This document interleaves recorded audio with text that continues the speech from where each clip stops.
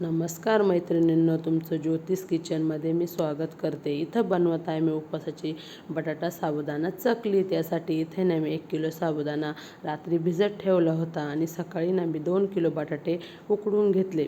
बटाटे 2 किलो आणि साबुदाणा एक असं प्रमाण जर घेतलं ना, चकली ही आपली जास्त कडक होत नाही, छान अशी ठिसूर लागते खायला पण। त्यासाठी ना हेच प्रमाण घ्यायचं। त्यानंतर ना इथं मी ना पातेलं ठेवलं, पातेल्यामध्ये ना थोडंसं तेल टाकून घेतलं। याचं कारण असं आहे की आपल्याला साबुदाणा आहे ना तो वाफवून घ्यायचा, त्यानंतरच त्याच्यामध्ये बटाटे मिक्स करायचे। त्यामुळे ना जो आपण चकली खाताना जो ठसका येतो ना तो येत नाही आणि चकली पण खायला छान लागते। मग त्यासाठी ना मी आता इथे ना तेल टाकून घेतलेलं आहे। त्यानंतर ना आपल्या लाल मिरच्या असताना सुक्या त्याची पावडर बनवून घेतलेली आहे। आपल्याला तिखट किती पाहिजे त्याप्रमाणे तुम्ही मिरची टाकून घ्यायची। त्यानंतर इथे ना मी 2 तांबे पाणी टाकलेलं आहे। एक तांब्या याच्यात टाकताना ना मी ते मला कमी वाटलं ना, मी नंतरून पुन्हा पाणी गरम करून टाकलेलं आहे। ते काही व्हिडिओमध्ये आलेलं नाही आहे, इथे एकच तांब्या दिसतोय तुम्हाला, म्हणून मी तुम्हाला सांगून दिलं की मी 2 तांबे पाणी वापरलेलं आहे। आणि त्यानंतर इथं मी साबुदाणा पातेल्यामध्ये टाकून घेतला, छान असा परतून घेतला।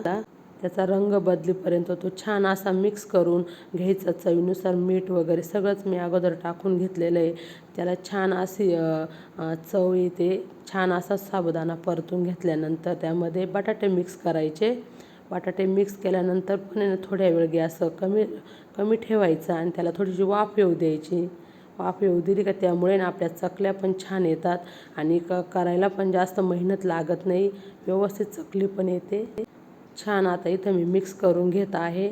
बटाटा साबुदाणा याचं मिश्रण एकजीव होईपर्यंत छान असं मिक्स करून घ्यायचं आणि त्यानंतर आहे ना मग आपल्याला चकली करायला पण छान आणि सोपं जातं।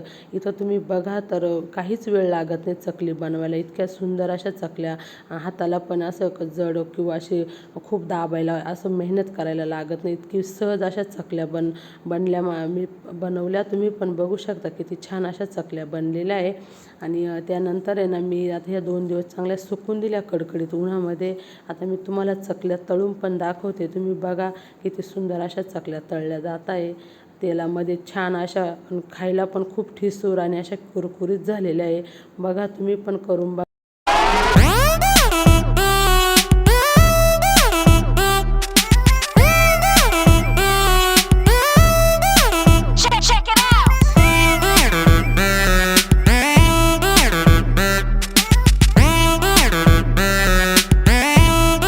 लाईक, शेअर आणि सबस्क्राईब करा आणि माझ्या चॅनलला सपोर्ट करा।